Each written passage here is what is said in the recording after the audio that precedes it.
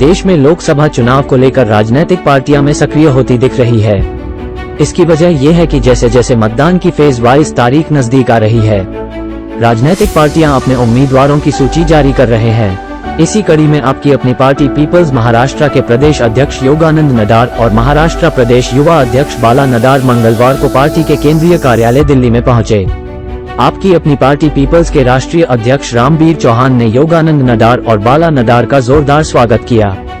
Party के केंद्रीय कार्यालय में पार्टी के राष्ट्रीय अध्यक्ष रामबीर चौहान ने प्रेस वार्ता कर महाराष्ट्र मुंबई के लिए 2 संसदीय क्षेत्र के उम्मीदवारों के नाम की घोषणा करी। उत्तरी पश्चिमी मुंबई लोकसभा क्षेत्र से आप पीपल्स पार्टी के बाला नडार और साउथ सेंट्रल मुंबई संसदीय क्षेत्र से योगानंद नडार को पार्टी ने चुनावी मैदान में उतारा है। आप पीपल्स पार्टी के अध्यक्ष रामबीर चौहान ने प्रेस वार्ता कर क्या कहा, आइए देखते हैं हमारे वरिष्ठ संवाददाता राजेश खन्ना की इस विशेष रिपोर्ट में। आज आपको हम कुछ जो देश के लोकसभा के चुनाव चल रहे हैं 2024 के, इसके बारे में एक बड़ी महत्वपूर्ण जानकारी हम देना चाहते हैं कि महाराष्ट्र राज्य में जो चुनाव है, और महाराष्ट्र राज्य की टीम आज हमारे साथ है दिल्ली में, दिल्ली के केंद्रीय कार्यालय पर आपकी अपनी पार्टी पीपल्स के। तो मैं आपका परिचय कराना चाहूँगा कि हमारे महाराष्ट्र राज्य के प्रदेश अध्यक्ष योगानंद नडार जी हमारे बीच में हैं। वो आए हैं महाराष्ट्र से, और पार्टी के जो फर्दर इशू जिन पे जो चुनाव की क्या प्रक्रिया है, जो बचे हुए चरण हैं, उनमें हम किन किन लोगों को चुनाव लड़ा रहे हैं, क्या क्या हमारी रणनीति रहेगी, उस पर डिस्कस करने के लिए तो मैंने सोचा कि आप लोगों के साथ भी एक इंटरेक्शन करा दिया जाए। साथ साथ एक नई सनसनी और हमारी पार्टी के लिए बड़ा बूस्ट करने का काम किया है इन्होंने। बाला नडार जो हमारे प्रदेश के यूथ के प्रेसिडेंट हैं, इन्होंने अंधेरी ईस्ट का जो बाई इलेक्शन था उसमें पूरी ताकत के साथ महाराष्ट्र राज्य के घर घर में पार्टी का नाम पहुंचाने का काम किया, और पूरा मीडिया जो महाराष्ट्र का मीडिया था, मराठी मीडिया था, उसमें एक एक बच्चे तक पार्टी के नाम प्रचार प्रसार के लिए इन्होंने बहुत मेहनत की और इन्होंने अच्छा टारगेट सेट किया। साथ साथ खुशी की बात यह थी कि जिसने हमारी पार्टी के पास संसाधन कम है, चाहे वो धन की ताकत है या मैन पावर है, उसके बावजूद हमारी पार्टी लगातार 4 बजे तक काउंटिंग के दिन सेकंड पोजीशन पे रही, और बाला नडार लगातार इलेक्शन जो कमीशन की साइड थी, लगातार सेकंड पोजीशन पे, हम शिवसेना के बाद हम लोग पोजीशन में थे। तो ये बड़े संघर्षशील व्यक्तित्व हैं जिनका हम दिल्ली में आज आप लोगों के समक्ष इंट्रोडक्शन करा रहे हैं, और ये मेहनती नौजवान, जुझारू नौजवान हैं, आपके बीच में हम इनको आज इंट्रोड्यूस करा रहे हैं। साथ साथ जो पार्टी का संगठन है, बाला नडार ने बहुत मेहनत की है महाराष्ट्र में पार्टी को प्रचार प्रसार के लिए, संगठन को तैयार करने के लिए। साथ साथ योगानंद नडार ने पूरे महाराष्ट्र राज्य को संवारा है, और मुंबई में हमारा बहुत अच्छा संगठन अभी काम कर रहा है। सभी लोग लगे हुए हैं इलेक्शन में, सारी टीम तो यहाँ नहीं आ सकती थी, इसलिए कुछ जो लोग अर्जेंसी थी तो ये फ्लाइट लेके यहाँ आए हैं, और वापसी की इनकी फ्लाइट आज की है। तो हम अभी मुंबई के 2 सीटों के लिए आज कैंडिडेट डिक्लेयर कर रहे हैं। दिल्ली का हम आपको पहले ही बता चुके हैं, दिल्ली में हमने 3 सीटों पे पहले डिक्लेयर कर दिया है, 2, 3, 4 सीटों पे हम और डिक्लेयर करने जाएंगे, अगले 2-3 दिन के अंदर हम डिक्लेयर कर रहे हैं। तो मुंबई में नॉर्थ वेस्ट मुंबई जो है, नॉर्थ वेस्ट मुंबई में बाला नडार जो कि एक जाना पहचाना नाम है, जिसने मेहनत की, तो वो वहाँ से हमारे कैंडिडेट होंगे बाला नडार। और साउथ सेंट्रल से योगानंद नडार जो हमारे महाराष्ट्र प्रदेश के अध्यक्ष हैं, ये पहले भी लोकसभा का चुनाव पार्टी के सिंबल पे लड़ चुके हैं, पार्टी के कैंडिडेट थे ये पिछले चुनाव में 2019 में। इनका बहुत अच्छा अनुभव रहा और अच्छे वोट लेके ही आए थे। तो पार्टी की तरफ से साउथ सेंट्रल मुंबई के कैंडिडेट रहेंगे हमारे योगानंद नडार जी। वहीं जब आप पीपल्स पार्टी के उत्तरी पश्चिमी मुंबई लोकसभा क्षेत्र से बाला नडार और साउथ सेंट्रल मुंबई संसदीय क्षेत्र से योगानंद नडार से जब ये जानने का प्रयास किया आखिर मुंबई की क्या समस्या है और वे किन मुद्दों को लेकर चुनावी मैदान में जा रहे हैं, आइए सुनते हैं उन्होंने क्या कहा। देखो, पिछले इलेक्शन में जब हम लोग ने वहाँ पे नॉमिनेशन किया था, जब हम लोग ने जनता के साथ इंटरेक्शन पे ऑन फील्ड उतरे थे, राइट, तो वहाँ पे बहुत सारे समस्याएं सामने आई, जैसे कि एग्जिस्टिंग जो भी वहाँ पे पॉलिटिकल लीडर है, वहाँ पे लोगों के समस्याओं को कोई समाधान ही नहीं मिला है। ठीक है। जब लोगों से और इंटरेक्शन करते गए तब पता चलने को आया कि लोगों को कोई चीज़ का समाधान आज तक नहीं मिला है। वो चाहे सड़क रहे, वो चाहे कोई चीज़ का इंस्टीट्यूशन रहे, कोई एजुकेशनल क्वालिफिकेशन रहे, या तो कोई एक प्रॉपर एक नॉर्मल एडमिशन क्यों ना रहे चिल्ड्रन का, सब कुछ एक सिस्टम हो गया है आज, राइट। सो लोगों का भी यही समस्या है कि यहाँ पे जैसे कि जो अंधेरी सभा है नॉर्थ वेस्ट हो गया, राइट, वहाँ पे ट्रैफिक और वहाँ पे अभी आसपास कुछ 3-4 साल हो गए, वहाँ पे लगातार कोई चीज़ का विकास हो नहीं रहा है, राइट, और ना ही कोई पुनर्विकास की बातें हो रही है। बातें तक ही रह गई है और जनता तक जो चीज़ पहुँचना चाहिए वो चीज़ पहुँच नहीं रही है।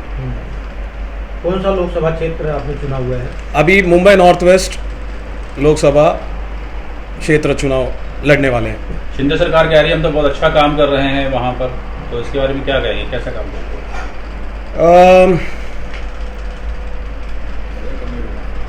शिंदेगढ़ सब लोग काम तो कर ही रहे हैं, लेकिन जब लोगों से पूछा जाए कि विचार किया जाए कि कौन से चीज़ों से उनको तकलीफ़ है या कोई चीज़ है जो जहाँ पे उन लोग को समाधान नहीं मिल रहा है, ठीक है, वहाँ पे अभी कॉन्स्टिट्यूशनल लीडर्स जो पार्टीज़ है, अभी वहाँ पे जो मर्जिंग जो हो रही है, जो 2 शिवसेना के पार्टीज़ है, ठीक है, शिंदेगढ़ के हैं और एक उद्धव साहब ठाकरे जो है, तो यहाँ को लोगों को कुछ पसंद में नहीं है, क्योंकि वो लोगों के खुद के एक इन्फ्लुएंशियल लीडर थे, जो वो लीडर्स के इन्फ्लुएंशियल के साथ में चलते आ रहे थे, और अभी जो मिक्सचर हुआ है डिफरेंट पार्टीज़ में, लोगों में वो इम्पोर्टेंस नहीं बची है, वो लोगों में वो जो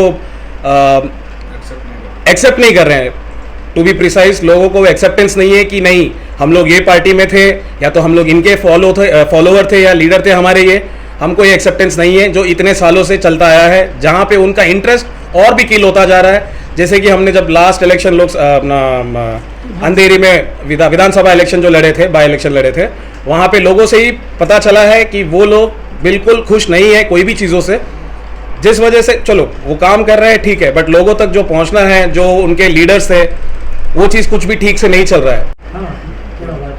एक्चुअली हम लोग 2021 से ये हर घर शक्ति हर घर रोजगार करके एक योजना आपकी अपनी पार्टी की तरफ से स्टार्ट किए थे। उसमें अभी तक हम बाय रिकॉर्ड 1800 लोगों के ऊपर हम रोजगार दिए हैं। और जो मैं अभी जो 2019 में इलेक्शन में था, और जब बाला नाडर ऑलरेडी 2 इलेक्शन लड़ चुके, इसमें हम अभी हर एक को रोज़गार मिलेगा तो उनका घर हर एक महीना हमें याद करेगा कौन हमें रोज़गार दिया था।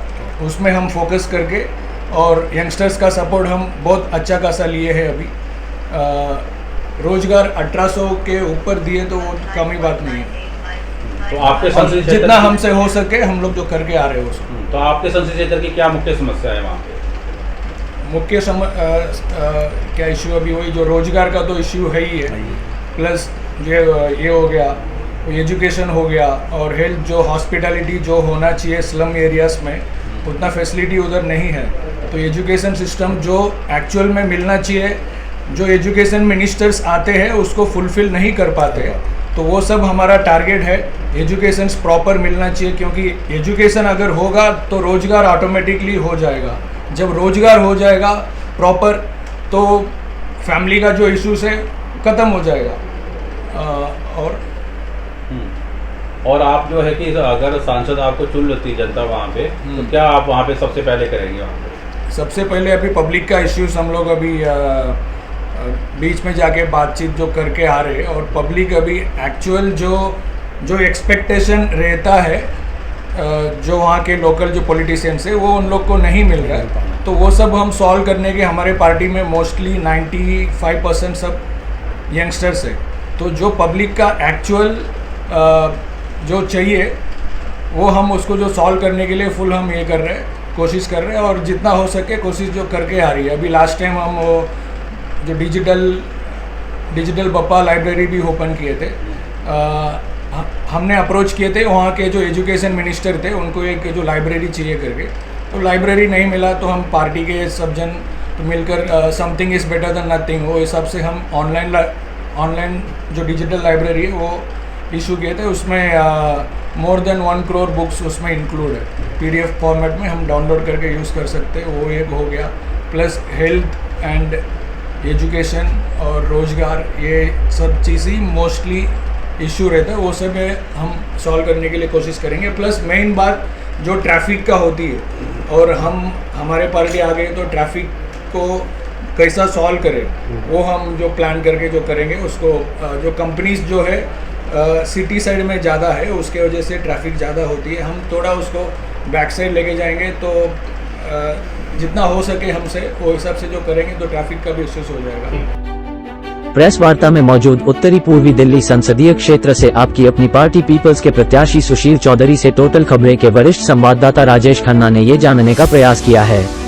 उनके सामने 2 दिग्गज उम्मीदवार हैं, उनका मुकाबला वह कैसे करेंगे, सुनिए इस पर उन्होंने क्या कहा। सुशील जी, आप जो उत्तरी पूर्वी से प्रत्याशी हैं, आपकी अपनी पार्टी पीपल्स के, तो कब आप अपना नॉमिनेशन वगैरह फाइल करने जा रहे हैं और अभी तक आप लोगों से मिले हैं तो किस तरह का रुझान देखने को मिल रहा है? आप सभी पत्रकार बंधुओं को मेरा नमस्कार। अभी हम नॉमिनेशन जो हमारा निर्धारित हुआ है पार्टी अपना ऑफिस की तरफ से, राष्ट्रीय अध्यक्ष जी और हमारे दिल्ली प्रदेश अध्यक्ष जी की तरफ से, हम 3 तारीख को अपना नॉमिनेशन फाइल करने जा रहे हैं। और जो जनता का प्यार जो जहाँ पर भी मैं जा रहा हूँ वहाँ पर मुझे पूरा प्यार समर्थन मिल रहा है और मुझे ऐसा लगता है कि हमारी पार्टी या मैं चुनाव नहीं लड़ रहा हूँ, अब की बार नॉर्थ ईस्ट दिल्ली की जनता चुनाव लड़ रही है और उन लोगों के खिलाफ चुनाव लड़ रही है जो 10 साल से उन्होंने 10 रुपये का काम किसी भी विधानसभा में नहीं किया। दोनों जो है कि आपके सामने कैंडिडेट राष्ट्रीय पार्टियों के जो है बड़े हैवी कैंडिडेट है, तो किस तरह से मुकाबला करेंगे, क्या रणनीति आपके पास उसके लिए? कोई हैवी कैंडिडेट नहीं है जी, जनता मुकाबला करेगी, मैं कोई मुकाबला नहीं कर रहा जी। सबसे बड़ी बात बता दूँ आपको, मेरा चुनाव, मेरी देवतुल्य जनता उत्तर पूर्वी दिल्ली की मतदाता चुनाव लड़ने जा रहे हैं, ये पहली बार आपको देखने को मिलेगा। मैं चुनाव नहीं लड़ रहा, देवतुल्य जनता चुनाव लड़ेगी। और जो इनके मुद्दे हैं, जो हमारे यहाँ सबसे बड़ा मुद्दा है बुराड़ी के अंदर कि लोग तरस रहे हैं, बिजली के मीटर नहीं लग रहे हैं, शर्म आनी चाहिए इसे सांसद को, शर्म आनी चाहिए इसे विधायक को। किस मुंह से जनता के बीच में जाके वोट मांगेंगे? क्या सांसद जी कह सकते हैं कि मैंने काम किया मुझे वोट दे दो? कौन पड़ेगा भारी, कन्हैया या मनोज तिवारी, या आपकी बारी, या सुशील कुमार की बारी?